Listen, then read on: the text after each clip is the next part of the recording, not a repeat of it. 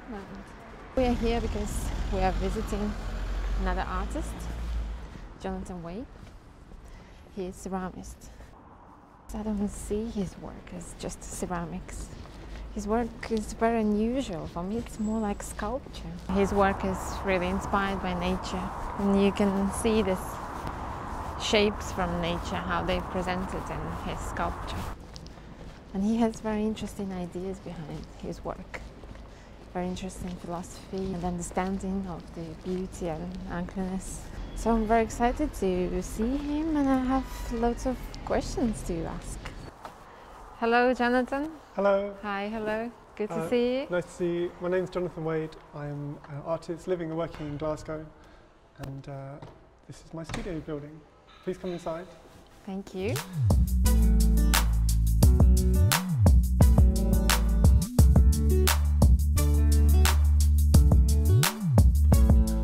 In Glasgow, there's a real kind of community feel in the art scene, which maybe in London is slightly less. It's not quite so community feeling, but it's definitely very evident in Glasgow.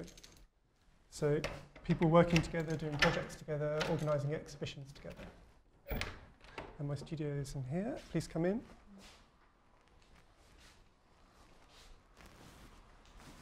So this space is where I make almost everything. Mind your head. And sorry. Here is where the whole process starts, right? This is where everything happens. So whether that's just doing admin or doing creative things, it all happens in this single space. And the studio space is very important to artists. Does it influence how you work? Space is very important. So having just even like a few more meters to stand back, look at a piece, then you can put yourself in the position of the viewer or the person who will eventually see the piece of work. Well, I guess these are some of your works. Yes, so I organised this nice display for you to see. I wouldn't normally have work on display in this way, but it's nice. That's very nice of you. That's okay. These were kind of some of the final pieces in the time previous to my master's degree. Is it the one you said you were interested in architecture? Yes, very much. So you were influenced by that interest? Yes. So it does look like something. The idea, while I'm still using, so there is that link to kind of utilitarian shapes, cylinders, spheres. The idea is of a landscape. So a kind of, and particularly because I was living in the cities, that kind of city landscape. Urban? Yeah, really urban landscape. Because by that time I was living in London, so there's many more of the kind of the concrete, raw concrete buildings, so Brutus buildings on the South Bank, which have this and shuttered concrete, shuttered poured concrete, very much. London does have lots of different shapes. If you see London's landscape is different. Yeah, so I introduced some texture. So these textures are directly influenced by the kind of shuttered concrete, poured concrete. And I guess the centres of cities are planned to a point, but then you always get these interactions between different shapes, different forms, different materials. And I was interested very much in those, for want of a better word, juxtaposition of like textures and surfaces. So the idea of using like an arrangement of functional shapes in place of a landscape. If there is any way you can use that, or this is just you could. Purely, I mean, you could if you like. It's not intended to. Put something there. Yeah, you could put some flowers in there. This piece on the wall here, I was reading lots about minimalist art, so I wanted to make very simple forms and make the viewer concentrate on the aspects of the forms. The piece overfired slightly, so the slip underneath started to bubble, form this texture, and then the glaze, which is, although it's very dark, it's still kind of semi-transparent. So you get these kind of speckles coming through. This is where there's like a bubble, slight bubbles in the white slip underneath. So that was an unintended effect. So you want people who will look at this to be affected by the shape, by the form? Yeah. the form and also the surface. The point of interaction of an object is the surface. But with ceramic you have a very unique opportunity because the surface is clear. And what about this piece? I think I like this piece a lot. So this piece Kosh, has, as I remember. Kosh, yes, it has a. So Kosh is it's a word for a kind of club, like a baton. But again, it's a slightly strange word, and I'm interested in. It is. I didn't know it before. I checked in a dictionary. Yeah. Yeah, and so again, it's using the title to kind of create this slight ambiguity about the piece. But the piece existed as a different piece previously. So this was originally the full-scale version of this one. All right. Yeah. So the full-scale version of this went to an exhibition, and then in posting the piece, it got broken. So when it came back to me, so it never made it into the exhibition. So on the way there, it got smashed. And then were you upset?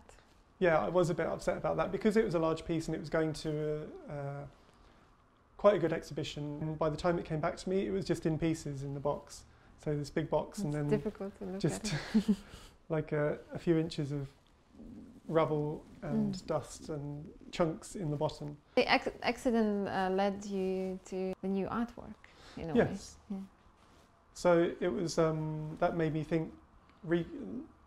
That introduced new ideas to me about how I might construct an artwork. Did you tell the insurance company that this actually no, the company who broke it? Did it re-exist?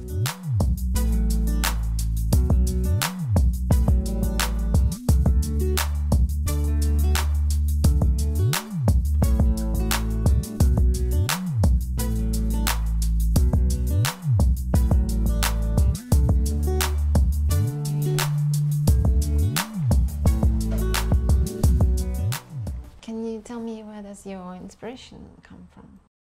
It's been more and more important for me to look at natural forms, if that's plant forms or rock formations, but it's also to do with intervention in the landscape. So whether that would be a building in the landscape or like a ruined building in a landscape, or some aspect which looks contradictory to the surroundings. So you're looking for something standing out from the environment? Yes, so I'm very interested in things that look unusual or look ambiguous, so things that look like they could be one thing or another, objects that have a strange surface. That's why you like to experiment with your artworks. Yeah, I like objects which are not planned.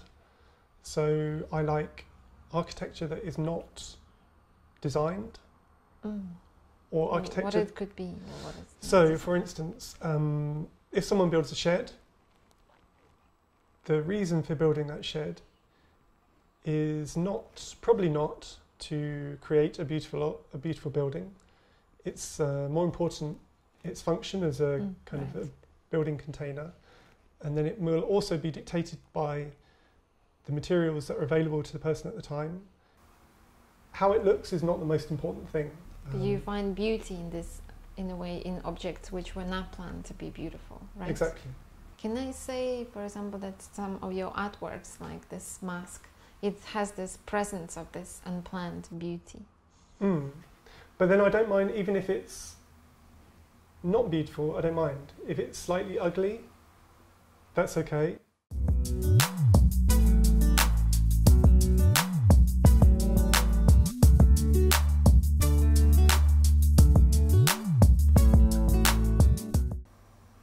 Why still ceramics? If you would like to express if you can't use that, why you still use this method of expressing?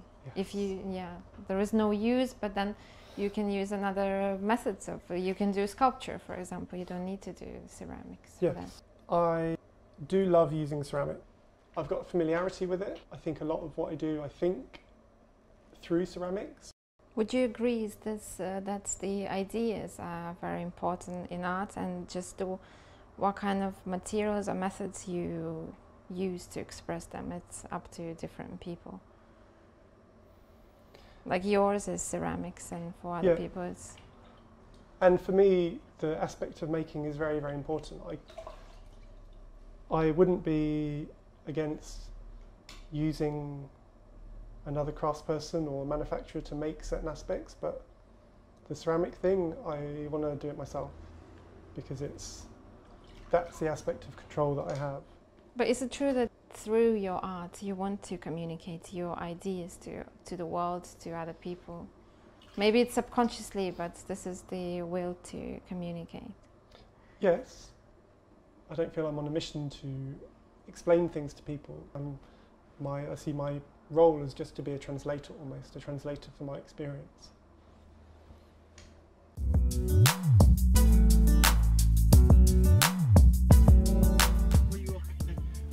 We are interviewing the guy at the back seat on the left. Okay. I mean, there's only one guy at the back. I'm not important or anything. Okay. No, he is becoming important. Yeah. Well, we are coming down slowly, the way from slowly.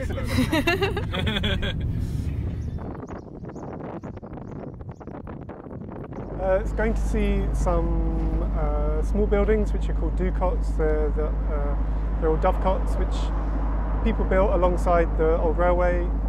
Small scale, made without plans. Some of them are still maintained and some of them are still used, but they're becoming rarer and rarer in Glasgow. They're being demolished on some sites. Is it a source of your inspiration? Yes. What you were talking about, this kind of unplanned buildings architecture. without design, yeah. Buildings without plan. So in a way, this is our trip looking for inspiration, right, for ideas.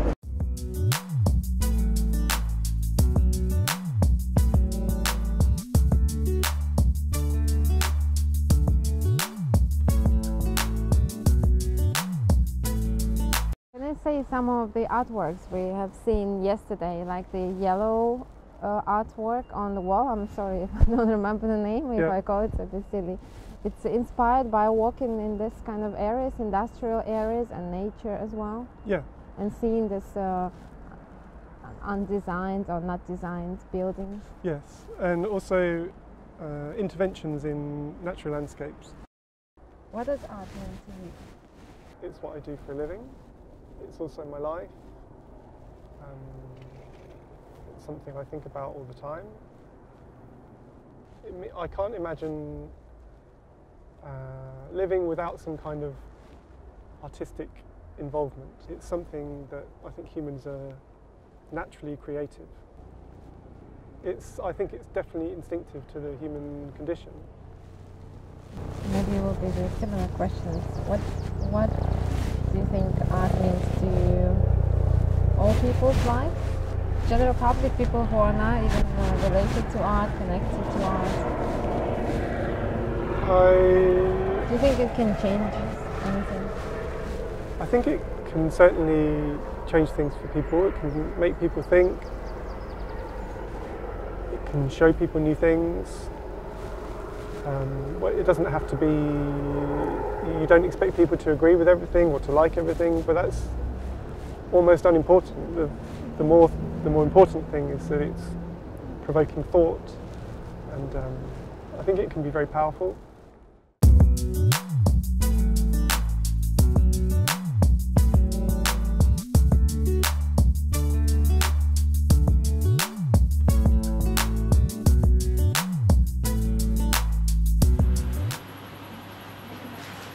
One of the most important things about trying is knowing when to stop.